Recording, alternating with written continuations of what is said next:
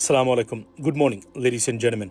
So, first of all, happy belated Eid Mubarak to all of you, definitely, and I hope that you had a fantastic Eid across the board, ladies and gentlemen. So, যুদ্ধের আজকে 22তম দিন, আগের ভিডিওতে বলেছি আজকে যুদ্ধের 22তম দিনে যে নজিরবিহীন ঘটনা ঘটিয়েছে ইরান তা কল্পনাতীত, সবাইকে মোটামুটি চিন্তার মধ্যে ফেলে দিয়েছে, পার্টিকুলারলি ইংল্যান্ড এবং ইউরোপ, আমেরিকা তো আছে সেখানে, এবং ইসরায়েলে আজকে নজিরবিহীন ঘটনা ঘটিয়েছে। প্রথমে বলি যে আজকের এই 22তম দিনের আপডেটটা আপনাদেরকে বলি।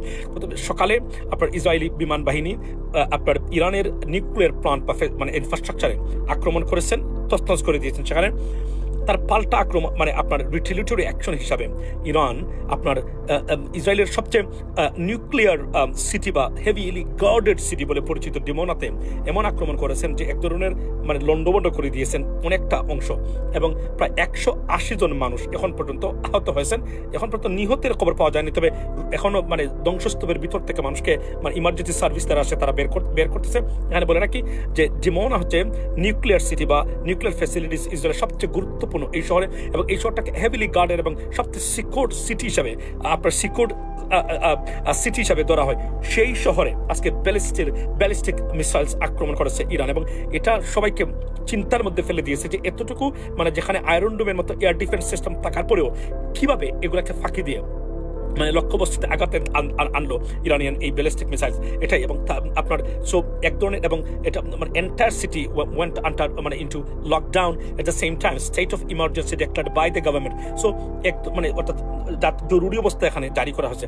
নজিরবিহীন ঘটনা যা কেউ কল্পনা করতে পারে নাই। অন দ্য আদার হ্যান্ড আপনারা জানেন যে আজকে ইরান আরও একটি কাজ করেছে, সেটা যদি এর আগের ভিডিওতে বলেছি, তারা দিয়েগো গার্সিয়া এবার ইউকের একটা মিলিটারি বেস যেটা যুক্তরাষ্ট্র ইউজ করে থাকেন তারা মিলিটারি মানে আপনার বিভিন্ন ধরনের মানে কার্যক্রমের জন্য, এবার এখান থেকে ইরানে আক্রমণ করার অনুমতি আপনার মানে রিকোয়েস্ট করেছিলেন ব্রিটিশ প্রাইম মিনিস্টার আপনার এই স্টারমারকে, সেটা আপনার অনুমোদন দিয়েছেন উনি ব্রিটিশ প্রাইম মিনিস্টার।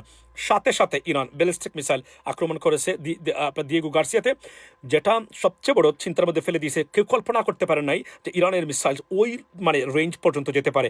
এতদিন পর্যন্ত বলা হচ্ছিল 2000 মাইলস পর্যন্ত যেতে পারে, আজকের 2400 মাইলস পর্যন্ত গেছে। অর্থাৎ পৃথিবীর যত ইন্টেলিজেন্স আছে ইরানের মিলিটারি ক্যাপাবিলিটি বা মিসাইলস নিয়ে, সেটাকে ভুল প্রমাণ করার জন্য মনে হচ্ছে তারা উৎসবে মেতে উঠেছেন। সো এই ধরনের কনসার্নিং জিনিস হচ্ছে, অর্থাৎ বোঝাই যাচ্ছে এখন যে দিস রেজিম ইজ আনস্টপেবল, এবং এক ধরনের মানে লিমিটলেস মানে আপনার বর্তমানে তাদের যুদ্ধের কলাকৌশল চলছে। এবং in the mean time President Trump আজকে বলেছেন যে হরমুজ প্রণালী যদি 48 ঘন্টার ভিতরে তারা ওপেন করে না দেয়, তাহলে উনি ইরানের একটা পাওয়ার প্লান্ট একটা মানে আস্ত রাখবেন, আর সব কিছুকে তছনছ বা ধ্বংস করে দেওয়া হবে ইরানের। বলা হচ্ছে কেননা হরমুজ প্রণালীর কারণে সারা বিশ্বব্যাপী তেলের দাম মানে নাটকীয়ভাবে বেড়েছে, এবং রীতিমতো আমেরিকাতে বিপর্যস্ত হচ্ছে মানে আমেরিকার মানে মানে মানে স্বাভাবিক যে দৈনন্দিন জীবনের যে গতি প্রকৃতি। On the at the same time খালি শুধু তেল যায় না হরমুজ প্রণালীতে, সারা মধ্যপ্রাচ্যের খাবার যেগুলা মানে খাদ্যদ্রব্য আপনার তারা সেখান দিয়ে মানে আপনার আনা নেওয়া করেন, সেটাও মারাত্মকভাবে বিপর্যস্ত হচ্ছে। অর্থাৎ বোঝা যাচ্ছে এক ধরনের খাদ্য সংকটে পড়তে যাচ্ছে সারা পৃথিবী, শুধুমাত্র এই হরমুজ প্রণালী মানে বন্ধ থাকার কারণে। তেলের দাম তো আছে, অর্থাৎ সারা পৃথিবীতে এক ধরনের, এবং সারা পৃথিবীর অর্থনীতি মুখ থুবড়ে পড়ার আশঙ্কায় বর্তমানে হরমুজ প্রণালী বন্ধের কারণে। আগে বলেছিলাম যে হরমুজ যার যুদ্ধ তার, এখন প্রেসিডেন্ট ট্রাম্প ঘোষণা দিয়েছেন 48 ঘন্টার সময় দিয়েছেন, না হলে হয়তো বড় ধরনের স্ট্রাইক ইরানে আসতে পারে। আমরা দেখার জন্য আমরা অপেক্ষা করবো আসলে কী ধরনের অ্যাকশন প্রেসিডেন্ট ট্রাম্প সেখানে নেন। তারপরে আমরা বলি যে আমরা যুদ্ধ চাই না, আমরা শান্তি চাই, no more war, we want a piece.